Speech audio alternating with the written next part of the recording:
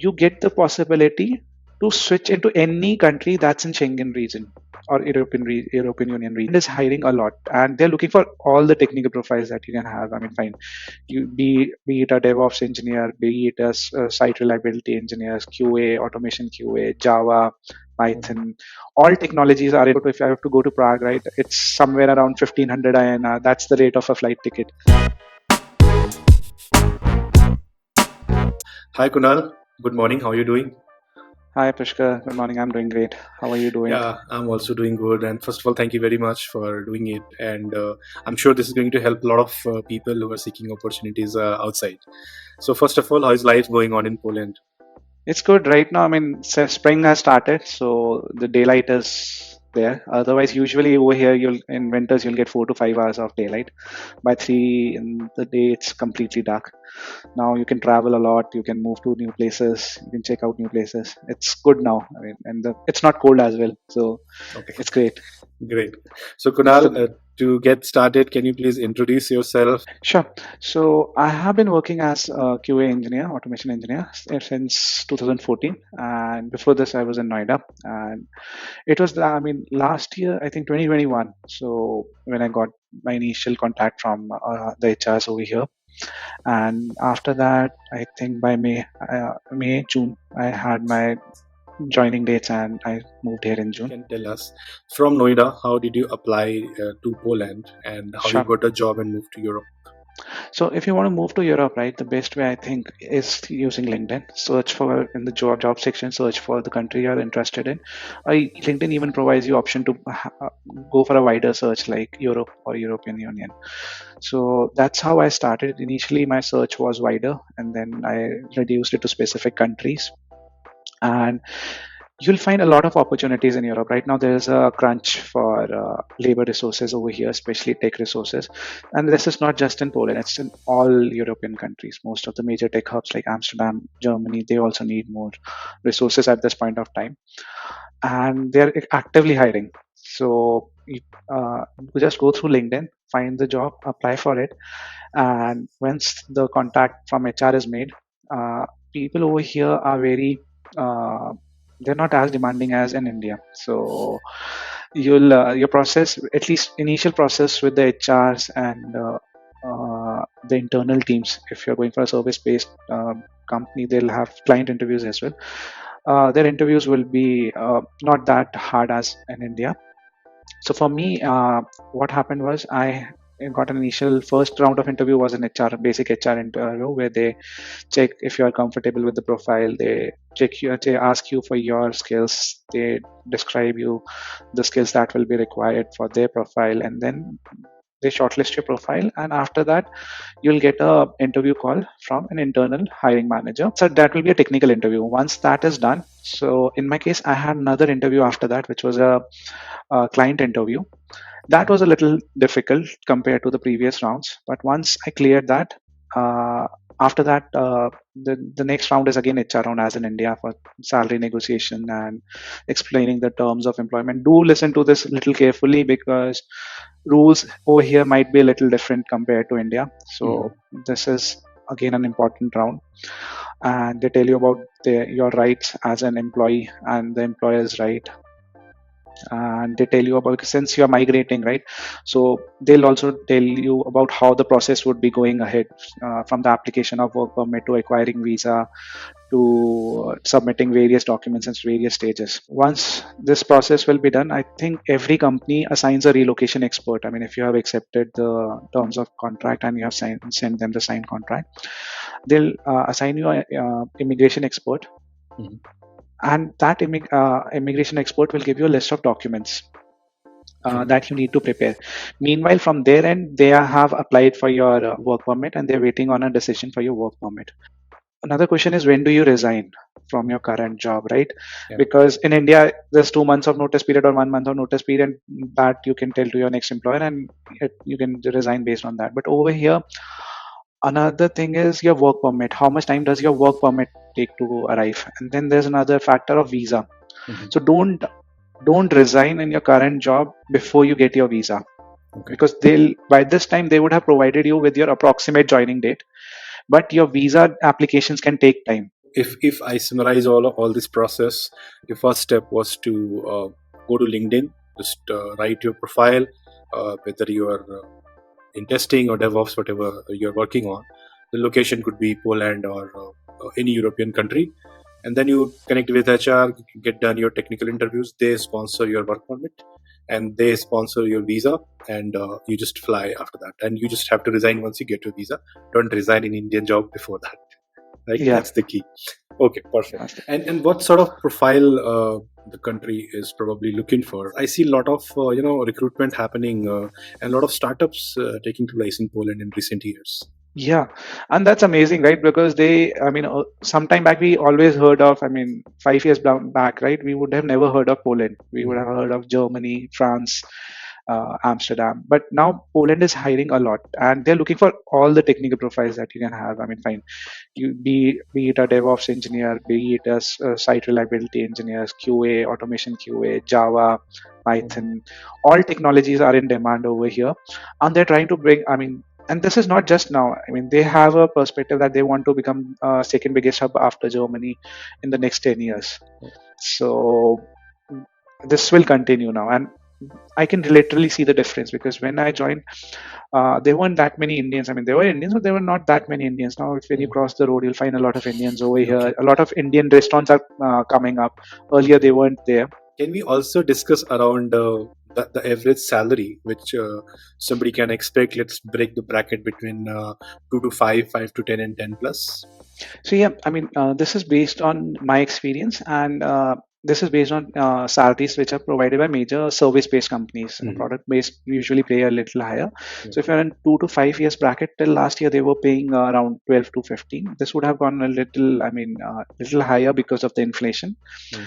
In 5 to 7 or five to 10 or 5 to 11, right? So usually they started from around last year. It was around 17,500 or 17,000, 18,000, something like that. By December, I think last year, this was because of the inflation, right? So I'm in this bracket. I know more about this bracket than the last bracket. So because of that, it was around 20,000. Now I've heard it's reached around 30,000. So not 30,000, 23,000. So Okay.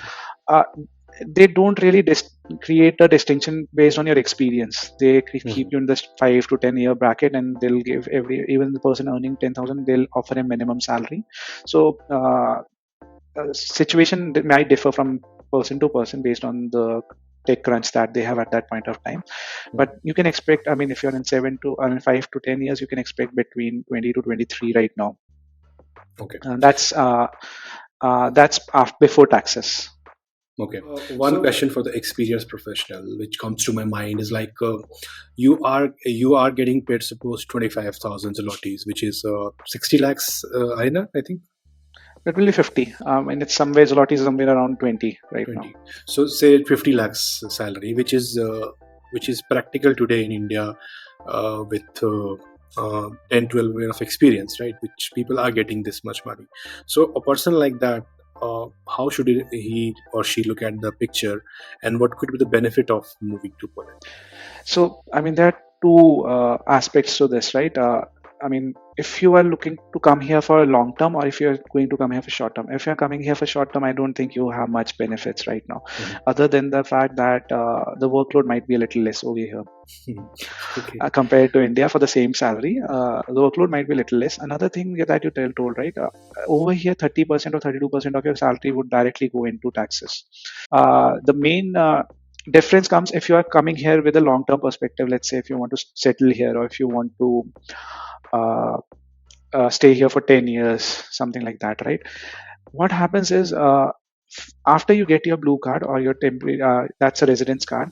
After that, if you stay in the same company for 2 years, you get the possibility to switch into any country that's in Schengen region or European Union region. So you can move to any of these places as well. You can use this as a gateway to move into another European country where you might get a better salary or a better, let's say if you want to move to another, you don't like this place and you want to move to another place, right? So you get that option as well. But for that, you have to give at least 2 years with the salary that you get over here, and then you can switch. And After that, again, your blue card will keep on renewing because it's a 3-year card, and you don't need visa, and you don't need to apply for visa, and you get travel. I mean, you get travel flexibility as well. You can cover a lot of countries over here. So in Schengen, you have some 20 plus countries, so you can cover them, and even other countries which you don't expect to be in Schengen, they also don't. If you have Schengen visa, they don't won't ask you for a visa. So Okay, like, one question for the travel enthusiasts. Okay, if they get a job in Poland and move to Poland, can they visit all European countries with this visa? So yeah, and in Schengen zone itself, you have a lot of countries, right? So in which you can visit. In addition to that, there are countries like UAE, where if you have a blue card, you don't need to apply for visa. You can go there with just your blue card. We went to a place called Albania, and it's in Europe itself, but it's not under Schengen area. But still, if you have Schengen visa, they won't ask you for visa. For Okay. travel, you can even Switzerland is not in Schengen area, but you can travel with your Schengen visa over there. I'm not sure on this, but I've also heard of that even Mexico is possible with Schengen visa. Israel, something I know that's possible with Schengen visa. Mm. So I mean, it opens a lot of travel destinations for you. And see, in India, right, if we have to come to Europe, you'll pay 60, 70,000 flight tickets, right? So over here, all those flights are very cheap. I mean, from Mm. Krakow to if I have to go to Prague, right, it's somewhere around 1500 INR. That's the rate of a flight ticket. Wow. So travel for people who want to travel and who are young, and it's really great opportunity if you get this. Okay. And I would suggest people coming at here at earlier stages of their life. I mean, that's a really cool thing to have, and you'll have a lot of time to How travel. about people who want to go with their family, their childrens? What is the process for them? Are these companies sponsoring them as well? Yeah, most of the companies that I've heard of are sponsoring your dependents, but your dependents would be your spouse and your children. They won't consider your parents as your dependents. So that's one thing. There's certain set of documents that you need to provide that are more than the documents that you provide for yourself, like your marriage certificate, child birth certificate. Uh, One more thing is they would need a cover letter from you saying that you will cover their expenses. Mhm. And to cover that expenses, there's a minimum requirement. I don't remember the exact number, but you need to be earning that many zlotys per day. Uh, that's one thing. And they'll also ask you for your proof of investments. Mostly people provide proof of investment for their credit card statements, from the credit card statements, which is attested by the bank. Mm. I think I mean, if you're coming with your wife, right? At last year, by the time I was coming, 3 lakhs was enough. Okay. But there were rare cases where even with this statement, they were giving your spouses or your dependents 3 months visa, not 6 months or a year visa. Okay. So what I would suggest is what we did in our case was we gave them everything. I mean, we gave them our account statements, we gave them our credit card limit statement or credit card limit certificate, and we also provided them with our statements from our mutual funds or our investments showing that we have sufficient money. So we got, I mean, for me and my wife, we both got 1 year visa. Okay. So try and add as many additional documents as investment Okay. proofs that you can, because See, this is otherwise. the good part of the story. Okay. Can you also share some challenges which you faced during this movement? Because starting your life from scratch is a challenging stuff, right? So, what sort of challenges you guys faced in the new country where they speak Polish? So yeah, I mean, obviously, if you're moving from one country to another, from your home country to another country for me, it was the first experience. So first time experience. So it was a little bit challenging, but it wasn't difficult. So the biggest initial challenge was how to look for I mean, a place to where you stay. So luckily, I got an accommodation by my company for 1 month, and I didn't want to find a place on Facebook groups or WhatsApp groups and finalize in India, because the condition of the place might vary from the photos. So I Yeah. wanted to see and then get something. But some people take this path as well, especially people with children, small children, because it's difficult for them to come here and find a place with the child. Mhm. After coming here, right? So, and we came at a time where the conditions were not that great, because Ukraine-Russia conflict had just started at that point of time, and because of that, there was refugee influx over here as well. and a lot of Mhm. government schemes made it easy for people from Ukraine to rent over here because government was paying part of their rent. Yeah.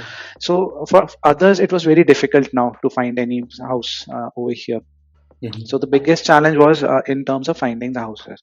Another thing is since it's not just over here, everywhere inflation is sky high. I mean, it's increasing rapidly Yeah. in European region and the US and even UK as well. So the prices, what we had predicted at that point of time when we were in India, the rates were completely different from that. Okay. So that was one major challenge, finding a place to live. But once that's the biggest challenge that you'll face. After that, it's very easy. I mean, Mhm. people over here are very accommodating. You won't face. I mean, I haven't faced any bad incident till now or any racism. Okay. Uh, One advice that I can give is learn a little bit of Polish. They are very helpful. If Yeah. you even read them in their language, it's very easy. If you even read them in their language, they'll be willing to help you a lot more. Mhm. Uh, and from my friends who are in other European regions, right, I have heard they have had bad incidences with other people from the country they moved to, but Mhm. over here, people are really good. Another, it's not a challenge, but a mental block that you might face when you get your offer letter is you might compare the salary which you get in PLN Mhm. against euro. This will be very little compared to euro, but you have to keep in mind that at the end of the day, you will be saving a similar amount which you will be saving in some other European region because the cost of living is still very less compared to let's say Amsterdam or Germany and Munich or Berlin. Mhm. So you'll at the end of the day you'll save a similar amount, but if you compare it to, I mean, if you convert PL into euro, it will seem a little less to you, but it's not that bad. Uh, and yeah, biggest advice I can give is learn a little bit of Polish if you're coming. It's not just Polish. If you're moving to France, learn a little bit of French, Sure. Germany, German. People are very are willing to go an extra mile if you learn their language and if you converse with them in their language. Yeah. Yeah. So True. True for any place in the any world. place, yeah, right. So Polish people are very welcoming. Mhm. They are I mean, helpful a lot. I mean, they're very helpful as well. So they won't. It's a beautiful place to be in. That's what I can say. That's great. Yeah. And so, thank you so much, Kunal, for sharing your experience with us. I'm sure this is going to help a lot of people, whoever is watching this video, and if they have, any wish to visit, explore this opportunity, this will be very helpful for them. Okay. Thank you so Thanks. much for doing it. Yeah.